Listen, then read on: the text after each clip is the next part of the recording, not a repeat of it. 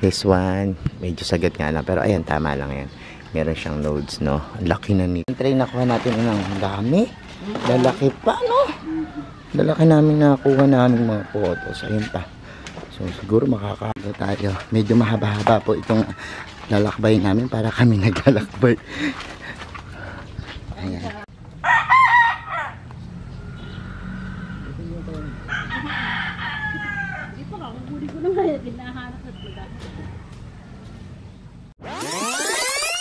Hello everyone, this is Hermes Sunao of Mini Dino Park and Eco Garden and welcome sa ating channel. And for today's video, naka-schedule dapat tayong maglagay ng mga succulents natin dun sa ginawa nating area, sanctuary, dun sa ating pinalabas na video kahapon, ano. Kaya lang, problema, sobrang lakas na naman ng ulan, ano. And iniisip ko na baka pag nilagay natin doon ma-overwater sila, no. Lalo na't wala pang protection na UV, no. Nakakalagay lang doon ay yung net natin na tinatagusan ng ulan.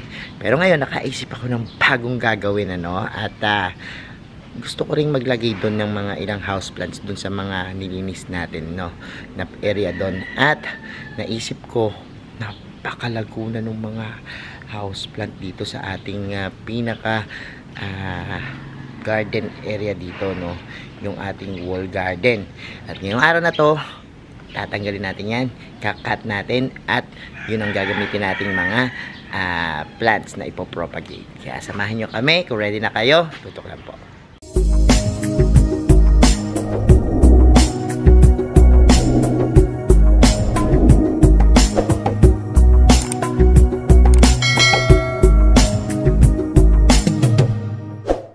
And we're back mga ka-MTP. At ngayon kasama ko si Ate Juday. Ate Juday, yan siya tutulong sa akin kasi pansinin nyo, pakita ko sa inyo ng malapitan yung ating mga houseplants yan na talagang tumaas na, no.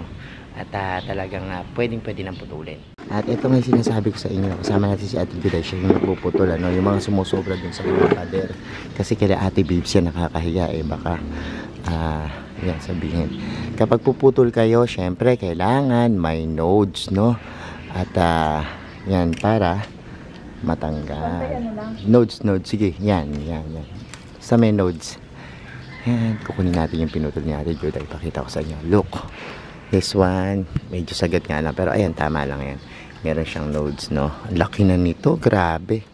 Yan yung mga itatanim natin doon para ating maparami. Yan. So, talagang lumalaki ang mga photos kapag halimbawa po na yan nakakapit, ano. So mula dyan hanggang dun yan puputulin natin kahit hindi photos, kung ano yung mga lumaki dyan yung ilalagay natin. Tambak muna natin dito sa gilid para mamaya papakakot natin yan. And ayan, pakita ko muna sa inyo habang nagpuputulin sa Ate Juday kung gaano kalaki na ito. Oh my god, ganito kalaking ano, te, oh, marble. Ang ganda, laki ng dahon ng marble na yan, oh. So, ito natin yung doon. At paramihin natin, ano, magkaroon ng buhay yung ano, hindi puro damo ang nakatanim. So, yan, grabe, lalaki nito, sobrang lalaki. Minsan may naghahanap sa akin ng mga photos, ano, na talagang malalaki. Yan. So, ayan, tingnan nyo naman kung gaano ka talagang yan. Bagsak mo na lang ate dyan, ha. May ako puputulin, pakita ko lang sa kanila. Pero eto, wag na tayo pamigay na lang natin. O ikaw, tanim mo, gusto mo, kasi napakadami nito, mabilis dumami. Pwede rin naman maging green. And ayan, itong lalong isa na ito, laki nito. Tapos sa bintana nila Ate Babes, mapagalitan tayo na occupy na nila yung pinaka bintana. O tingnan mo yung IB, no, nakakahiya kala Ate Babes na anuhan na yung bintana nila ng mga photos. So tatanggalin natin yan. And ayan, oh my god, dami. Ano itong mga pinutol na to? Micans. Ay, micans ba to? Oy, grabe mga micans. Ang grabe pala mga micans pag tumatanda, ano. Hindi maganda. Okay, sige. At balikan namin kayo mamaya kapag halimbawang nakapag ano na tayo, ano, nakapagtanggal na nitong mga tatanim natin photos. Ang laki niyan. Sige, tingnan muna natin yung tinatanggal niya. Nahihirapan ka magtanggal. Kinukutsilyo niya. So, ayan, basta tingnan natin, ano, abangan nyo kung ano-ano yung makukuha natin na itatanim doon. Kasi, totoo lang, ang laki, ay, laki niyan. Ito, laki. Sige po, at mamaya babalik tayo. Updates tayo. Tingnan nyo, napakadami na natin nakuha. And nagugupit ako, tinutulungan ko na si Ate Juday. And, dito pa. Oh, dami. Daming gaganda ng mga kulay ng photos dito kasi nabibigad sila sa araw, no? Maganda yung ano nila sa araw. Yung kanilang forma ng kanilang variations, ano, dahil maganda yung araw nilang nakukuha. Anyways, ayan. Kapag ano tayo, linisin mo na nga yun, ate. Pinamumuhay ng pugad yan. Dapat walis. Okay, ngayon naman, wala na tayo. Okay na yan. Hahakutin na namin yan doon. Mostly photos na ako natin, pero meron din mga monstera. Ayan. Ang ganda ng monstera na ito. So, tatanim din natin yan doon para tumamit lumago. And, kami pa namin tinatanggal. Pero ito, mabilis lang din yan. Kasi nga, ito nga yung may mga bakas. Bakas ng tag-init. Nakaraan. Ayan, gugupitin na rin natin yung mga bakas na yan. Ano, kasi, ito lang nakakapangit yan. Ang ating mga lugar dito sa garden. And, kakapal na lang uli yan. Kapag halimbawang tinubuan ng mga bagong suloy. So, for the meantime, tanggal muna tayo ng mga bakas para walang mga dry. Total tag-ulan na. Ganyan yung cycle namin dito sa garden. Magtanggal ng mga tuyong dahon para gumanda tong ating lugar. So, medyo nakalbo siya ng konti, pero tutubuan rin yan. Gaganda rin yan naman after ng ilang pag-ano natin. Okay? So, ayan, kasama natin si Unang at siya na maglalagyan ito. Nalagyan niya na sa isang tray. Ilang tray nakuha natin, Unang? Ang dami. Lalaki pa, no? Lalaki namin nakuha namin mga photos. Ayun pa. So, siguro makaka 10 tray kami dito ng mga photos. Tsaka ng mga iba't ibang. Fresh na fresh. Didirect na namin sa lupa para mas lalo pang dumami yung aming makukuha. Ganyan, no? And, mamaya, balikan namin kayo pag nandun na tayo. So, ayan na po. At, punta na tayo dun sa ating pukirin. Pangatlo na namin tong tray. Inano lang, pinipilang ni Unang para, yan, maano siya. Nalaglag, sayang. Ito tayo. Medyo mahaba-haba po itong lalakbay namin para kami naglalakbay. Ayan. Sa Mall of Asia. Ayan, puro putik dito. Pero okay lang. Kasi puro dinadamo lang talaga dito eh. Sayang naman to kung di nailalagay dito.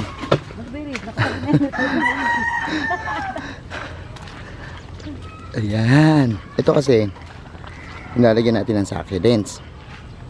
Kaya lang feeling ko mababasa siya ng malakas na malakas. Kasi tag-ulan ngayon. Balak pa namin lagyan niya ng UV. Pero for the meantime, oo nga, tutusok lang natin dito sa tabi. So ayan, dito muna kami, magtutusok muna kami at itong buong gilid na to, lalagyan namin yung photos.